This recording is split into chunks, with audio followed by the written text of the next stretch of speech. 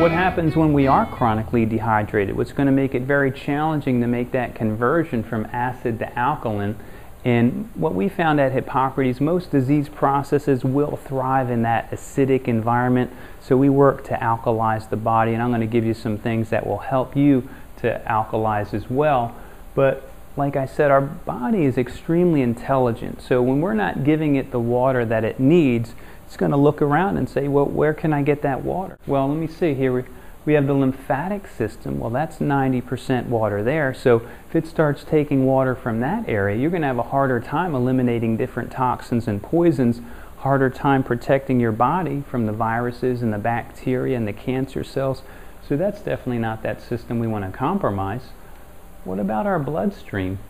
Well, that's 90% water there. So if it starts pulling it from that area, it's going to be harder for you to get oxygen to your different cells and organs. And if you look at some of the work done by Dr. Otto Warburg, he's a Nobel Prize winner in medicine and physiology, and what he found, you decrease that oxygen as little as 30% in the body, you can start to allow cancer to grow.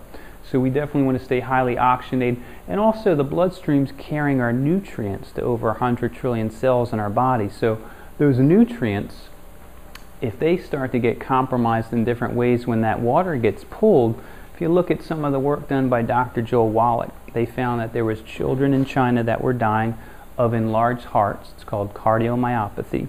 He did over 1,200 autopsies, and he found they were missing one nutrient, and that was selenium. So if you're not getting certain nutrients as well, it's going to compromise your body in different ways also. In the colon, definitely water there as well. So if it starts pulling water from that area, that's called constipation. It's uncomfortable. It's more waste and debris that your body has to handle, and it can lead to a host of other issues like leaky gut syndrome. And leaky gut is basically when that colon expands with waste, it can create little micro perforations in that tissue.